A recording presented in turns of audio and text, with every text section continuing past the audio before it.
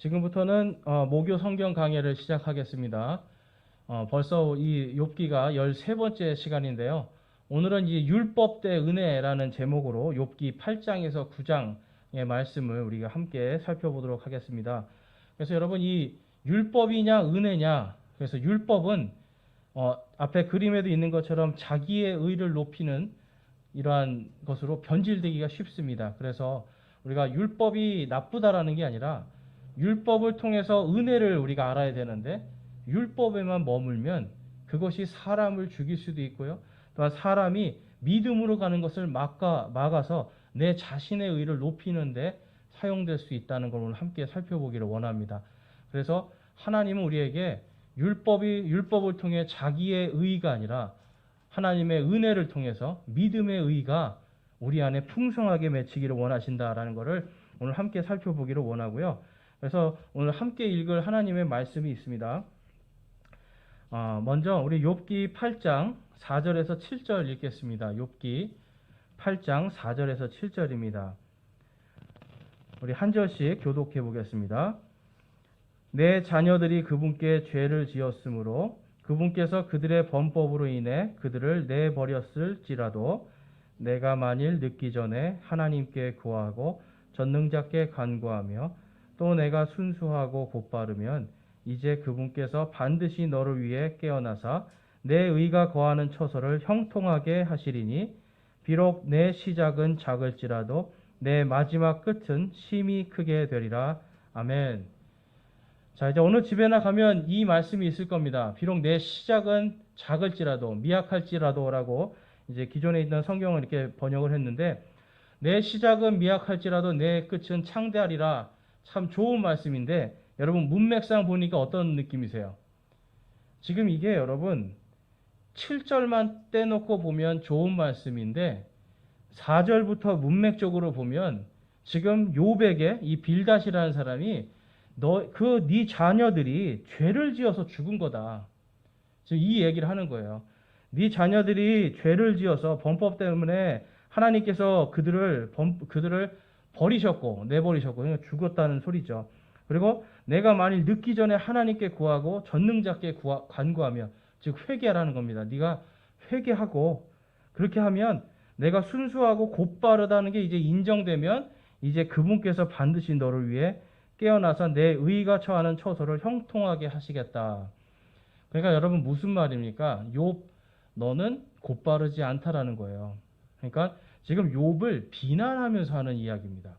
문맥적으로 보면 지금 욥을 비난하면서 지금 이 말씀을 하는데 7절에서 그러니까 네가 하나님 앞에 곧바르고 순수하고 네가 회개를 하면 너의 자녀들이 죽은 것처럼 그렇게 하나님이 너를 내버리지 않으시고 내 시작이 지금 작을지라도 너의 마지막은 심히 크게 될 거다라고 지금 이렇게 이 욥을 돌려치기 하는 거예요. 뒤통수를 치는 거예요. 그래서 욥을 아주 지금 깔아뭉개면서 하는 얘기입니다. 그러니까 7절만 딱 떼고 보는 것이 아니라 우리가 문맥 전체로 봤을 때는 지금 이거는 이 욥에 대해서 반은 조롱하고 반은 그를 질책하는 그러한 얘기 가운데서 하는 겁니다.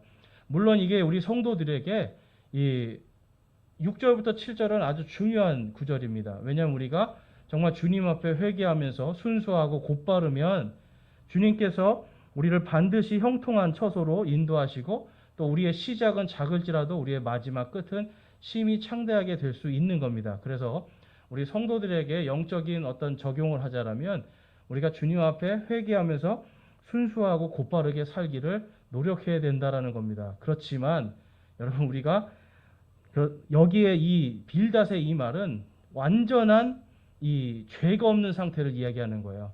그러니까 우리에게는 참 어떻게 보면 죄 없는 상태를 만들어야 이러한 것이 있을 것이다라고 하는 율법주의적인 그러한 사고에 빠져들게 할 수도 있는 말이기 때문에 우리 신약 시대를 살고 있는 성도들이 이 말씀을 잘 분별해야 될 줄로 믿습니다. 자, 우리 지난주에 이제 우리가 부활에 대해서 육신의 구원, 부활에 대해서 우리가 살펴보았는데 그 뒷부분에 우리가 조금 못한 부분이 있는데 이게 오늘 우리가 배울 것, 은혜하고 이렇게 좀 연결이 되는 부분이 있어서 제가 좀 보충을 좀 하겠습니다. 그래서 우리가 지난주에 본 것처럼 사람이 하나님께서는 이 사람이 육신이 구원받기를 원하시는 거예요. 제가 이번 주에도 한 어떤 분하고 이야기를 했는데 이 사람이 그러니까 예수님의 부활 자체도 영이라고 영의 부활이다라고 이렇게 믿는 분들이 정말 많이 있는 것 같아요. 그러니까 예수님의 부활이 영이니까 당연히 우리의 부활은 또 무엇이 됩니까? 영이 되는 겁니다. 그래서 성경에 지금 나와 있는 영존하는 생명, 영원히 존재하는 생명이거든요. 그래서 우리 육신이 죽는 거잖아요. 그러니까 육신이 부활의 몸으로 영광스러운 몸으로 마지막 때 다시 일어날 것에 대한 소망을 갖지 못하고 살아가는 그리스도인들이 많이 있습니다. 근데 이것이 무엇과 연결이 되냐면 바로 하나님의 왕국과 연결이 되기 때문에 이 부활은 하나님의 왕국의 상속자들이 반드시 썩음을 보지 않고 내가 육신을 가지고 상속할 수 있는 하나님의 왕국을 상속하기 때문에 육신의 부활이 없이는 하나님의 왕국의 상속도 없다라는 것을 오늘 한번 좀 살펴보기를 원합니다. 그래서 요한복음 6장 40절에 보면 자, 예수님께서 이렇게 말씀하십니다. 우리 함께 읽어볼까요? 나를 보내신 분의 뜻은 이것이니 곧 아들을 보고 그를 믿는 모든 자가 영존하는 생명을 얻는 것이니라. 마지막 날에 내가 그를 일으키리라 하시니라. 자, 영존하는 생명, 바로 영원히 존재하는 생명입니다. 그래서 우리가 부활을 할 때 언제 지금 부활한다라고 말씀하시는 거예요? 마지막 날에 예수님께서 재림하시는 그때 내가 그들을 일으키겠다라고 말씀합니다. 그래서 그 목적에 대해서 로마서에서 다음과 같이 말씀해요. 로마서 14장 19절에 보면 이 목적을 위해 그리스도께서 죽으시고 일어나사 다시 살아나셨으니 이것은 그분께서 죽은 자와 산 자의 주가 되려 하심이라. 아멘. 우리가 살아도 예수님이 우리의 주인이 되시고 우리가 죽어도 예수님이 우리의 주인이 되시는 바로 이 목적을 위해서 예수님께서 죽으시고 사흘 만에 다시 일어나셔서 영광스러운 몸으로 아픔과 죽음과 슬픔과 고통과 괴로움이 없는 영광스러운 완전한 죽지 않는 그러한 몸으로 다시 살아나셨다라고 지금 이 로마서에서 사도 바울이 우리에게 기록하고 있습니다. 그래서 여러분 이 육신의 영존하는 생명을 통해서 우리는 하나님께서 주시는 산 소망으로 사는 거예요. 그러니까 이제 이 산 소망이 무엇인가에 대해서 우리가 좀 살펴보면 이 영존하는 생명을 가진 존재들만이 하나님의 왕국을 상속받게 됩니다. 그래서 여러분들 그 다음 스크린을 한번 보시면 거기에 이 영존하는 생명을 가진 존재들이 하나님의 왕국을 상속받는데요. 우리 하나님의 말씀을 한번 보겠습니다. 고린도전서 15장 49절에서 50절이에요.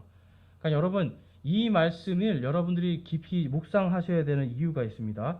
한번 읽고 우리가 함께 나눠보겠습니다. 49절부터 읽겠습니다. 우리가 땅에 속한 그 사람의 형상을 지닌 것 같이 또한 하늘에 속하신 그분의 형상을 지니게 되리라. 형제들아 이제 내가 이것을 말하노니 살과 피는 하나님의 왕국을 상속받을 수 없으며 또한 썩는 것은 썩지 않는 것을 상속받지 못하느니라. 아멘. 여러분 이 말씀에서 지금 예수님께서 육신으로 부활하셔서 우리가 다시 땅속에서 이 죽은 자들이 일어나서 부활하고 살아있는 자들도 눈 깜짝할 사이에 부활의 몸으로 바뀌는데 그것은 바로 하늘에 속하신 그분의 형상을 지니게 되는 겁니다. 여러분 인간을 맨 처음에 하나님이 창조하실 때 누구의 모양과 형상으로 만드셨죠? 바로 하나님의 모양과 형상. 근데 삼위일체 하나님의 모양과 형상입니다. 즉 우리가 예수 그리스도를 통해서 부활할 때 이 아담과 이브가 잃어버렸던 하나님의 형상을 다시 되찾는 겁니다.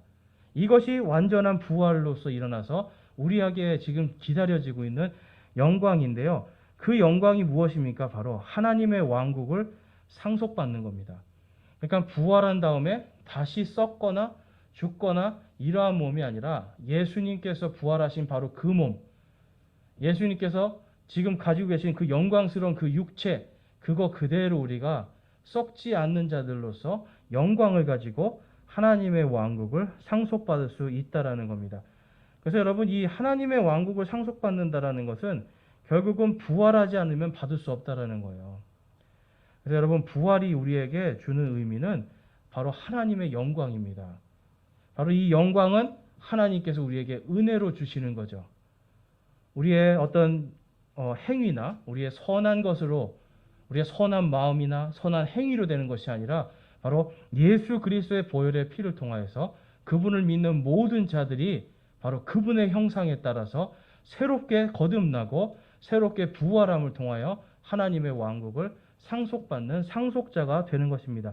그것을 이제 제가 주일날 여러분에게 말씀을 좀 전해드렸었는데, 우리가 부활이 얼마나 우리에게 지금 큰 의미를 갖고 있는지, 특별히 육신의 부활이 얼마나 중요한지를 볼 수가 있는데요. 그래서 히브리서 9장에 보면 이 사도 바울이 또 다음과 같이 말씀을 하고 있어요. 함께 읽어보겠습니다.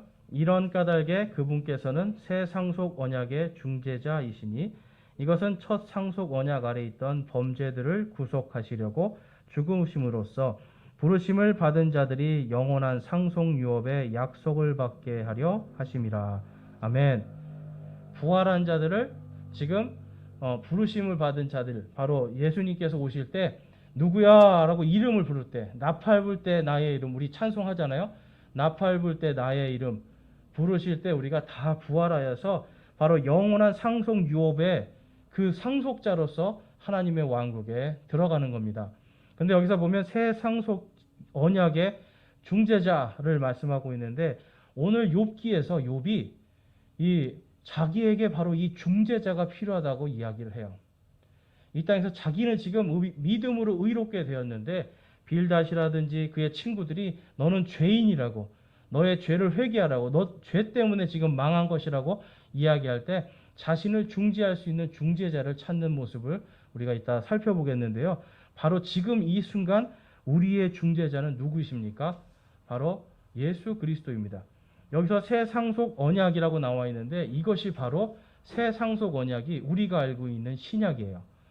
그러니까 구약이라는 말은 없지만 성경에 새 상속 언약, 바로 신약이라는 말이 있기 때문에 자연스럽게 구약이라는 말도 나오는데, 바로 이 신약 시대에 언약된 모든 은혜의 중재자, 우리가 죄를 지었지만 하나님과 화해하고 그분의 상속자로 설 수 있도록 중간에서 중재해 주시는 분이 바로 예수 그리스도시다라는 것이 지금 히브리서에서 우리에게 말씀하시는 겁니다. 그래서 예수 그리스도의 부활은 우리 모든 성도들에게 바로 하나님의 은혜의 마지막 최종 마침표예요. 그러니까 우리가 하나님의 은혜를 통하여서 우리의 혼이 구원받고, 또한 은혜를 통하여서 우리의 육신이 부활함으로 이제 죄와 사망에서 완전히 해방되는, 거기에서 구원되는 그 은혜가 우리에게 임하는 겁니다.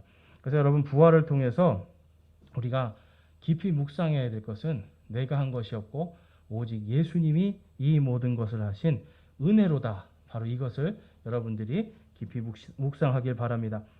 자, 이제 오늘 말씀, 이제 욥기 8장에서 9장을 우리가 좀 살펴보겠는데요.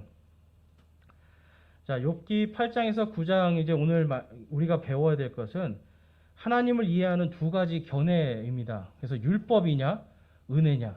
그러니까 하나님을 율법으로 이해하는 사람과, 오늘 말씀에서는 빌닷이라는 사람이 나오죠. 그리고 하나님을 은혜로 이해하는 욥에 대한 이야기입니다. 그 다음에 욥기 8장에서는 바로 빌닷의 하나님에 대한 오해입니다. 은혜를 율법으로 그는 오해를 하고 있죠. 그 다음에 욥기 9장에서는 욥이 하나님에 대한 은혜를 이해하고 있는 부분이 나옵니다. 그래서 우리가 이제 오늘 한번 깊이 살펴보도록 하겠습니다. 자, 하나님을 이해하는 두 가지 견해가 있어요. 자, 여러분들은 이제 알고 계실지 모르겠지만 성경을 해석하는 방법이라고도 볼 수가 있습니다. 그래서 실존적이고 풍유적인 이해가 있어요. 자, 여러분, 이게 어떻게 보면 상반되는 이야기입니다. 실존하는데 이것을 이해하는 데 있어서는 다른 각도로, 그냥 이거는 풍유, 그러니까 비유나, 여러분 이제 신천지 비유풀이 많이 하시죠? 이런 것들이에요. 실존하는데 이것을 있는 그대로 보지 않고 사람의 생각과 상상 그리고 체험 등을 통해서 다양하게 해석을 하는 겁니다. 그러니까 이러한 것들이 바로 이제 알레고리적 해석이다라고 이제 전문적으로 말을 하고 있는데, 이제 이러한 것들을 통해서 우리가 이 하나님의 은혜를 다가갈 때 하나님이 구원해 주시겠다 약속하셨는데, 쉽게 말해서 구원해 주시지 않을 수도 있다, 이렇게 하나님의 은혜를 자기들 마음대로 생각을 할 수 있다라는 거예요. 그래서 우리가 이 알레고리적 이러한 그 풍유적인 그러한 그 해석 방법들은 우리에게 참 어떻게 보면 확 와닿는 부분도 있지만 이것이 성경적이지 않을 때가 더 많다라는 것. 그래서 조심해야 됩니다. 그래서 부활도 아까 말씀드린 것처럼 성경에서는 분명히 육신의 부활을 말씀하고 있는데, 이 풍유적인 실존하는 이 부활은 실존하잖아요. 그런데 근데 그것은 영으로 부활한 것이다라고 이렇게 해석해 버리는 거예요. 자, 그렇다면 이제 그 다른 이해가 있겠죠. 또 다른 이해는, 자, 초자연적이고 축자적인 이해입니다. 축자적인 이해라는 것은 이 문자적인 이해를 말씀하고 있는 거예요. 그래서 이 성령님의 감동으로 쓰여진 그 기록된 문자, 이것이 바로 성경입니다. 바로 이것을 문자 그대로 추적해서 해석하는 것, 이것이 바로 축자적인 이해인데요. 하나님의 전능하심이 여러분 성경에 보면 초자연적인 역사가 굉장히 많죠. 예를 들면 홍해가, 이 모세가 지팡이를 이 바다에, 홍해 바다에 댔을 때 홍해가 쫙 갈라지잖아요. 우리의 상식과 우리의 경험으로는 도저히 이해할 수 없는 초자연적인 현상입니다. 또한 하나님께서 이 예수님의 부활도요, 마찬가지로 사람이 죽었다가, 완전히 죽었다가 다시 살아났는데 영원한 몸을 갖고 있다. 그것도 영원히 죽지도 않고 이 하나님의 영광 가운데서 하나님의 상속을 할 수 있는 그러한 영광스러운 몸이 됐다. 우리의 상식과 우리의 체험으로는 도저히 믿을 수 없지만 성경에서는 초자연적인 바로 하나님의 전능하심이 이렇게 기록되어 있습니다. 그래서 하나님의 이 초자연적인 전능하심을 바로 이 영감된 기록으로 남긴 것이 성경이고, 그것을 우리가 가감 없이 기록된 그 말씀을 그대로 추적해서 믿고 해석하는 것, 이것이 바로 초자연적이고 축자적인 이해라고 할 수가 있습니다. 그래서 여러분, 이 하나님의 앞에서 도저히 납득되지 않는데, 우리의 체험과 우리의 상상과 경험과 이성으로는 납득되지 않는데 바로 기록된 말씀이기 때문에 믿고 순종하는 것, 이것이 바로 초자연적이고 축자적인 이해라고 보시면 되겠어요. 그래서 여러분, 이 욥기 8장에서 나오는 이 빌닷이 바로 어떤 믿음을 갖고 있었냐면 실존적이면서도 이 풍유적인 이해를 하는 거예요. 그래서 자기의 의를 통해서 복을 받고 형통해진다. 또 완전한 의를 통해서 구원을 받는다. 그래서 이러한 모든 것을 보면 이 겸손해 보이는데 결국은 뭘 믿지 않는 겁니까? 하나님의 말씀을 믿지 않는 거야.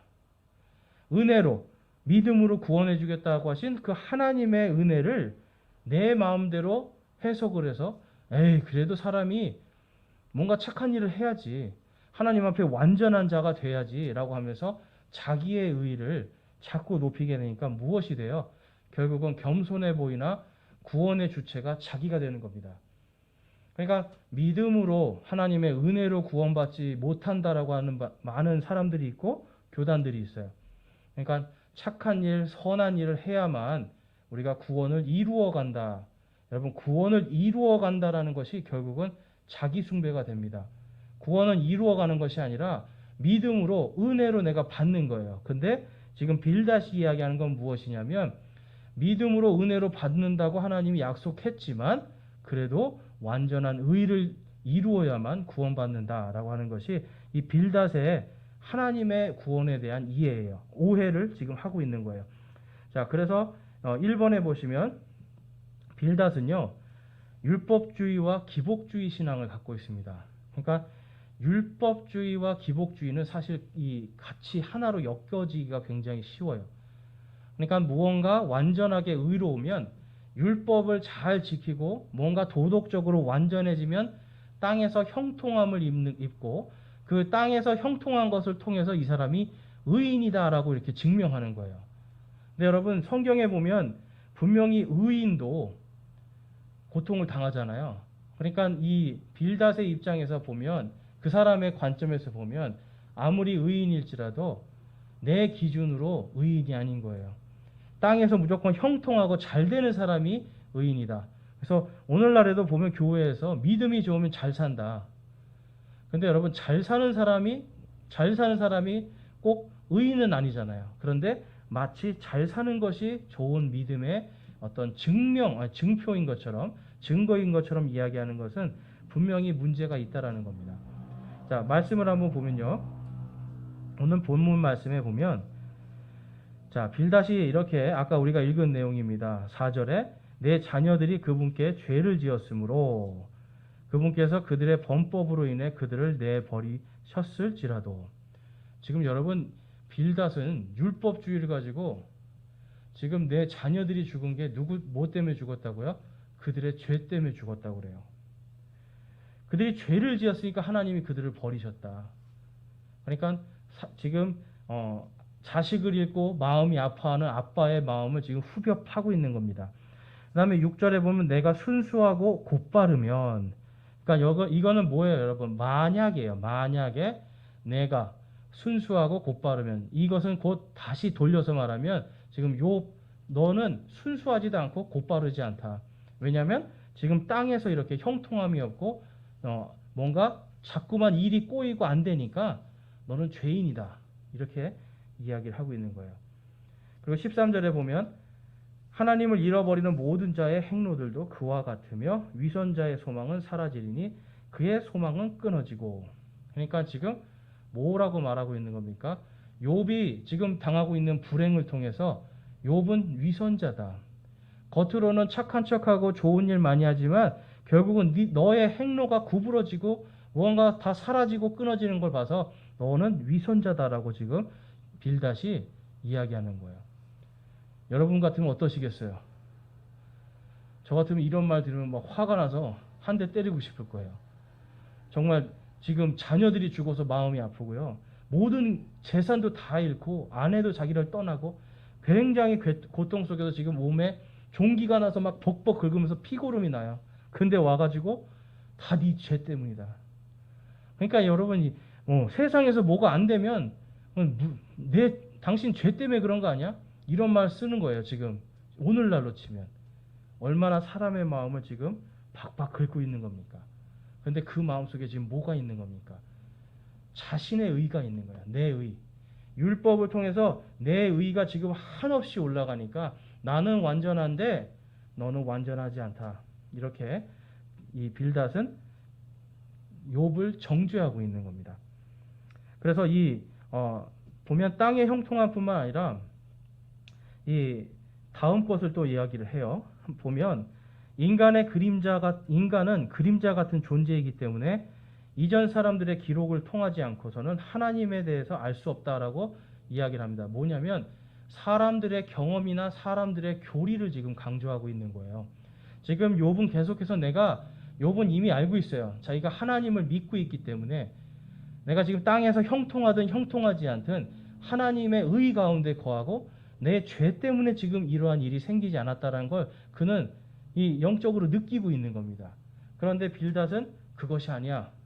앞에 있던 사람들의 기록을 봐도 지금 욥 너는 곧바르지도 않고 너는 선하지도 않고 위선자이기 때문에 이런 일을 당하는 거야 라고 이야기를 하고 있는 거예요.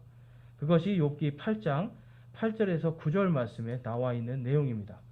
그러니까 여러분, 우리가 이야기할 때 사람들의 어떤 그런 경험, 그런 사람들의 교리 때문에 자꾸 사람들을 우리 안에서 이 하나님의 말씀에 비추어서 사랑하기보다는 자꾸 정죄하고 그 사람을 심판하는 하나님 자리에 앉아서 심판자의 자리에 앉게 되는 거예요.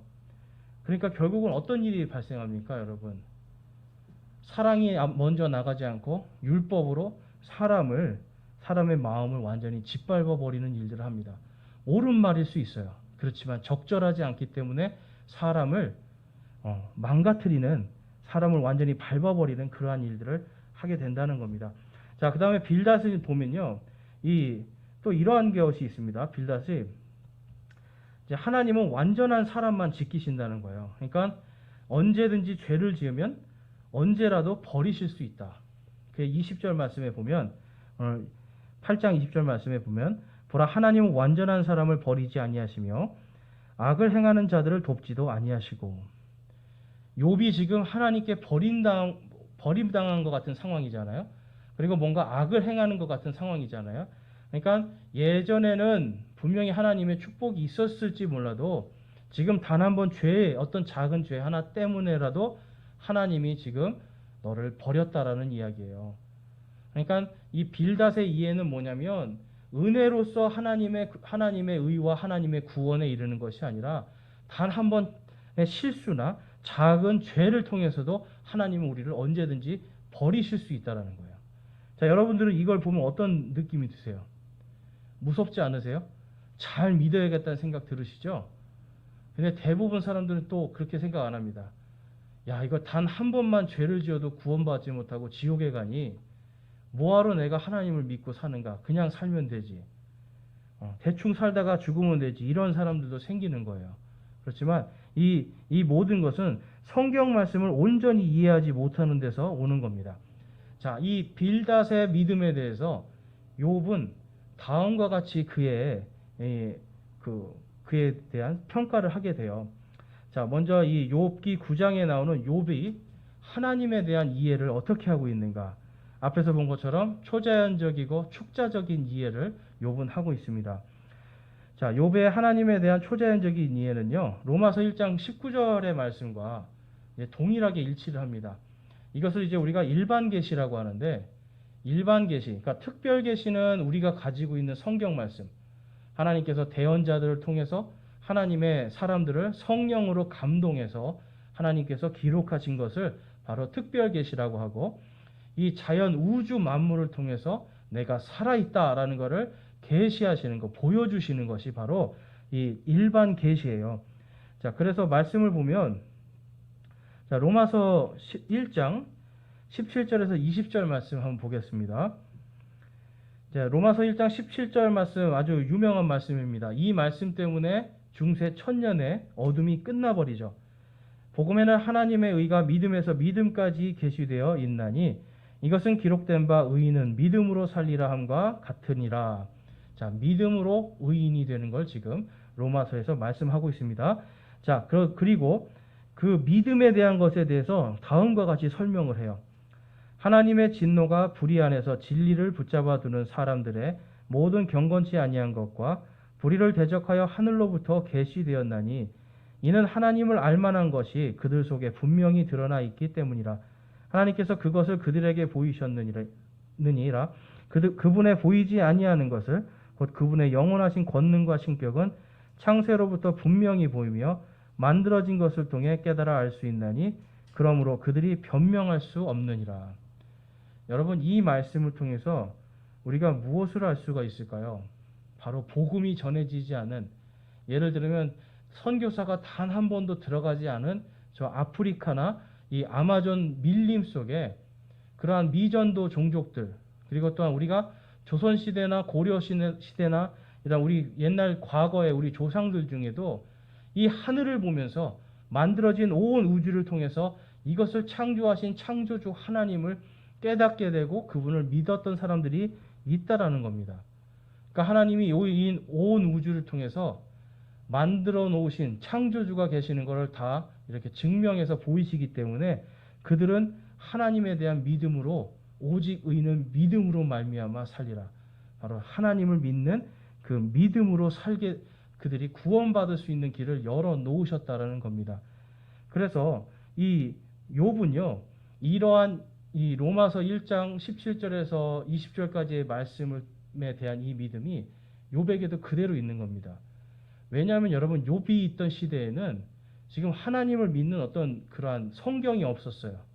그렇지만 욥은 하늘을 통해서, 이 땅에 만들어진 모든 걸 통해서, 그리고 자기 신의 안에 믿음을 통해서 역사하시는 하나님을 자신이 직접 체험하면서 그분을 믿는 믿음으로 의롭게 되었음을 그는 알고 있었던 겁니다. 그리고 그거를 믿고 있었던 겁니다. 그래서 그는 빌닷의 신앙에 대해서 다음과 같이 평가를 합니다. 자, 욥기 9장 2절에서 3절 말씀을 보시면, 내가 진실로 그 일이 그런 줄을 알거니와 사람이 어찌 하나님과 견주어 의로우랴.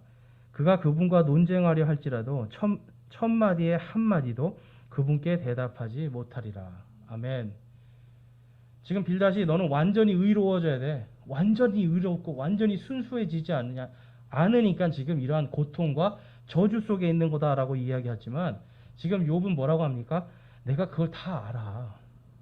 그런 부분도 있어. 그렇지만 사람이 어찌 하나님과 견주어 의롭게 될 수 있느냐. 즉 완전하게 의롭게 될 수 없다라는 거예요. 여러분 여기에서 뭐가 나오는지 아세요? 자신의 의가 높아지면 하나님 앞에서 내가 섰어요. 근데 하나님이 너가 의롭지 않다 그러면 어떻게 하겠어요? 하나님과 대적한다니까요. 하나님 저 이렇게 의로워요. 제가 이렇게 착한 일을 얼마나 많이 했는데 라고 하면서 하나님과 논쟁을 할 수 있게 되는 겁니다. 근데 욥은 딱 잘라서 말하죠. 사람이 어찌 하나님과 견주어 의로우랴. 자기의 의가 높아지는 사람은 결국 하나님과 견주어서 내가 하나님만큼 의롭다라는 것을 지금 이야기하고 있는 거예요. 그러니까 여러분 자신의 의를 높일 때 율법적인 의를 가지고 자신을 높이려 하는 자들은 결국 하나님께 대적하는 자가 될 수 있다는 것을 우리가 명심하고 조심해야 되는 겁니다. 자, 그래서 하나님께서 완전한 사람만 지키시는 게 아니라는 것을 또 그런 이야기를 하고 있는 거예요. 자, 우리 자기의 의를 세우는 사람은 의롭지 않은 사람이다라고 지금 욥이 이야기하고 있는데 우리 20절 말씀 함께 읽어보겠습니다. 시작. 내가 스스로 의롭다 하면 내 입이 나를 정죄할 것이요 내가 말하기를 나는 완전하다 하면 그 말이 또한 내가 삐뚤어진 것을 입증하리라. 아멘. 빌닷이 자신을 의롭다라는 전제하에서 지금 막 이야기를 하고 있어요. 그런데 지금 욥은 뭐라고 하냐면 스스로 의롭다 하는 바로 자기의 의를 쌓는 사람은 그 입이 나를 정죄할 것이요. 내 입이. 그러니까 그 말한 것이 그대로 정죄받을 거다. 그러니까 나는 완전하다 하면 그 말은 또한 내가 삐뚤어진 것을 입증하는 것이다 라고 지금 이 욥은 빌닷에게 이야기를 하고 있습니다. 그러니까 결국은 여러분 하나님 앞에 누구도 의롭지 않은데 누구 때문에 의롭다 되는 겁니까? 바로 하나님 그리고 그분을 믿는 믿음 때문에 의롭다라는 것을 알 수가 있는 거예요. 그래서 21절에 비록 내가 완전할지라도 나는 내 혼을 알려하지 아니할 것이요 내 생명을 멸시하리로다. 그래서 자기의 의가 아니라 내가 아무리 완전해도 나는 하나님 앞에 의로울 수 없는 자고 그래서 결국 나는 내 스스로를 멸시할 것이다. 나는 나의 의가 아니라 하나님의 의를 따라갈 것이다 라는 것을 그는 분명하게 이야기하고 있는 겁니다. 자, 여러분 이러한 것들이 신약시대에도 그대로 나옵니다. 예수님께서 뭐라고 하시는지 우리 한번 살펴볼까요? 예수님도 자신의 의를 내세우는 자들에게 다음과 같이 말씀하십니다. 마태복음 7장 22절과 23절인데요. 그날에 많은 사람들이 내게 이르기를 주여 주여 우리가 주의 이름으로 대언하지 아니하였나이까? 주의 이름으로 마귀들을 내쫓지 아니하였나이까? 주의 이름으로 많은 놀라운 일을 행하지 아니하였나이까? 하리니 그때 내가 그들에게 밝히 말하되 내가 너희를 결코 알지 못하노라. 불법을 행하는 자들아 너희는 내게서 떠나라 하리라. 바로 자기의 의를 쌓고 있는 바리새인들과 서기관 그리고 이 사두개인들을 향해서 지금 예수님이 말씀하고 있는 거예요. 그들이 주여 주여 하면서 대언도 합니다. 그리고 마귀도 내쫓고 주님의 이름으로 놀라운 기적들도 보였는데 결국 그들이 자기의 의를 쌓았던 거예요. 하나님께서 그들 때문에 놀라운 역사를 주신 게 아니라 하나님께서 대언의 말씀을 받아야 되는 그 사람들, 주님의 백성들을 위해서 어쩔 수 없이 그들에게 대언하게 하시고 마귀들도 내쫓아주고 놀라운 일을 행하셨던 거지. 그렇지만 너희들은 뭐라고 그래요? 내가 너희를 결코 알지 못하노라. 불법을 행한 자들아 너희는 내게서 떠나라 라고 말씀합니다. 구원받지 못한 자들이 지금 바리새인으로서 서기관으로서 이 유대인들을 지금 이끌어 나가는 종교 지도자로 있는 것을 지금 하나님은 비꼬고 있는 거예요. 이 예수님의 이 말씀처럼 바로 이들은요 하나님에 대해서 온전히 이해하지 못하는 겁니다. 분명히 성경에 기록되어 있는데 기록되어 있는 말씀을 자신들이 원하는 대로 함부로 영해를 하고 풍유적으로 해석한 것 때문에 이들은 결국 내가 너희를 알지 못하느니라. 이렇게 이야기를 하는 거예요. 그래서 여러분, 이단에 빠지게 되면 구원받기가 너무 힘든 겁니다. 진짜 하나님이 아니라 그들이 만들어낸 가짜 하나님을 믿고 살아가기 때문에 구원받기가 힘들 수밖에 없어요. 그래서 이 욥은요, 초자연적인 하나님의 섭리에 대해서 이제 다음과 같이 이야기를 하고 있어요. 자, 6절 말씀해 보면, 오늘 본문 말씀 6절에 보면 그분께서 9장 6절입니다. 그분께서 땅을 흔드사 그것의 자리에서 떠나게 하시니 땅의 기둥들이 떠는도다. 그분께서 해에게 명령하사 뜨지 못하게 하시고 별들을 봉하시며 그분께서 홀로 하늘을 펴시고 바다의 파도들을 밟으시며 악투스 별과 오리온 별자리와 플레이아데스 별무리와 남쪽의 별들, 남쪽의 방들을 만드시고 알아낼 수 없는 큰 일들을 행하시며 참으로 수도 없이 이적들을 행하시느니라. 지금 초자연적으로 역사하시는 하나님을 보면서, 온 우주를 보면서 지금 이 하나님의 살아계심을 지금 증거하고 있는 거예요. 여기서 보면 이 악툭스 별, 오리온 별자리, 플레이아데스 별물이 오늘날의 천체 망원경으로 보고 있는 것들이에요. 그러니까 오늘날의 슈퍼컴퓨터와 아주 최고의 망원경으로 보았던 것들인데, 지금 이러한 것들을 당시에 지금 욥은 자기 눈으로 보면서 뭘 깨닫는 겁니까? 하나님을 깨달아요. 근데 여기서 보면 여러분 놀랍지 않아요?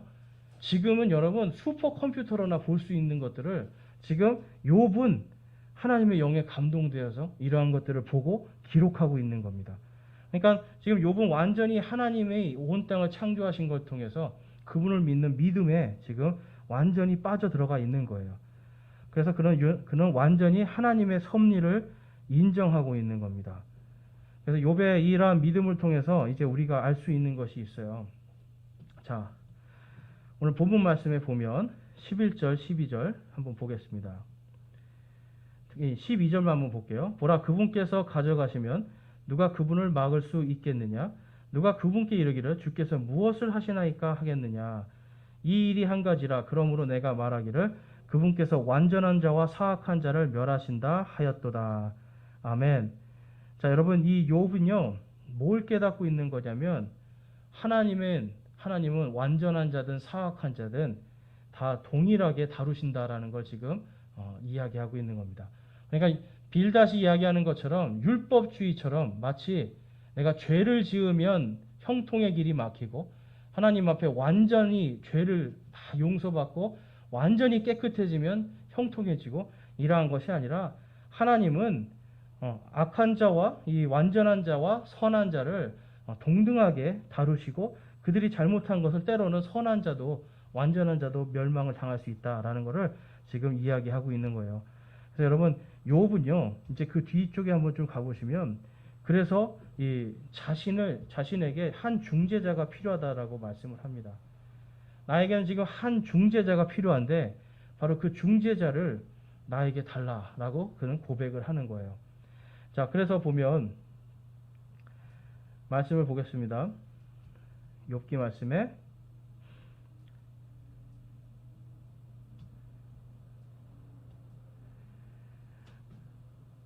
자, 34절 말씀만 볼게요. 34절 말씀. 그분께서 자신의 막대기를 내게서 치우시고 자신의 두려움으로 나를 무섭게 하지 아니하시기를 원하노라. 그러니까 하나님이 지금 나에게 이러한 모든 무거운 지금 고통을 치워주시기를 이게 내가 원하는데, 33절에 그래서 뭐라고 그러는 거예요? 우리 사이에는 우리 둘 위에 손을 얹을 중재인도 없도다라고 하면서 지금 자신이 의로운데 나의 이 의로움을 밝혀줄 중재인이 없다라고 하면서 그분께서 자신의 막대기를 치워주시고 두려움으로 나를 무섭게 하지 않으셨으면 좋겠다라고 지금 고백을 하고 있는 겁니다. 그런데 지금 오늘 신약 시대에, 오늘 아까 우리가 읽은 부활을 읽을 때 우리에게 한 중재자가 나타나시죠. 그 중재자가 누구십니까? 바로 예수 그리스도예요. 이 욥은요, 철저하게 부활 신앙 가운데 있는데, 이 욥은요, 이 예수님을 아직 보지는 못했지만 그가 이 영 안에서 바로 자신의 주님이신 바로 부활하신 예수님을 그는 알고 있었던 겁니다. 그래서 계속해서 그는 중재자를 찾고 있어요. 디모데전서를 보면 디모데전서 2장 4절에서 6절에 보면 다음과 같은 말씀합니다. 4절과 5절만 읽겠습니다. 그분은 모든 사람이 구원을 받고 진리를 아는 데 이르기를 원하시느니라. 한 하나님이 계시고 하나님과 사람들 사이에 한 중재자가 계시니 곧 사람이신 그리스도 예수님이시니라. 아멘. 여러분, 예수님께서 바로 우리의 중재자가 되십니다. 욥은 자신의 지금 의로움을 누구에게도 이것을 내가 의롭다는 것을 좀 보여주고 싶고 변호하고 싶은데 나를 위한 중재자가 없다라고 고백을 하고 있어요. 고통 가운데. 그렇지만 오늘날 우리에게는요, 우리의 의로움을 증명해 주시는 중재자가 계십니다. 하나님과 세상 사이에서, 또한 하나님과 우리 사이에서 우리가 의롭다라는 것, 오직 믿음으로 구원받은 의인이라는 것을 중재해 주시는 분이 바로 예수 그리스도십니다. 그래서 여러분, 이분을 통해서 이분이 자신을 대속물로 주심을 용서받고 우리가 과하지 않고 부활하여서 하나님의 왕국을 상속받을 수 있는 상속자가 된 것, 이것이 바로 은혜입니다. 나의 의나 나의 선한 것이 아니라 그분의 의, 바로 예수님의 의로우신 구원, 이것이 바로 은혜라. 오직 의인은 여러분 믿음으로 의롭게 되고 구원을 받습니다. 그런데 사람의 교리는 사람을 율법적으로 올가매어서 죄를 지으면 의롭지 않다고 판단하고 정죄해요. 근데 이것은 곧 하나님께서 의롭다고 하신 사람들을 의롭지 않다라고 하는 하나님을 대적하는 사람의 교리가 됩니다. 여러분들은 지금 사람의 교리 속에 있습니까? 은혜 가운데 있으며요. 초자연적인 그분의 역사를 우리가 기록된 그대로 믿고 하나님의 의로, 하나님의 이 말씀을 그대로 믿는 그러한 믿음을 통해서 우리는 은혜를 깨닫게 됩니다.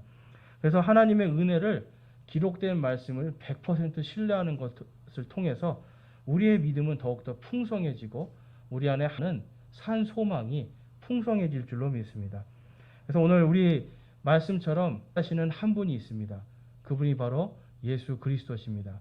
여러분들의 마음속에 저와 여러분이 이제는 율법이 아니라 은혜로 믿음이 풍성해지고 더 하나님 안에서 누리고 자유할 수 있기를 오늘 이 시간 함께 우리 기도하고 마치겠습니다.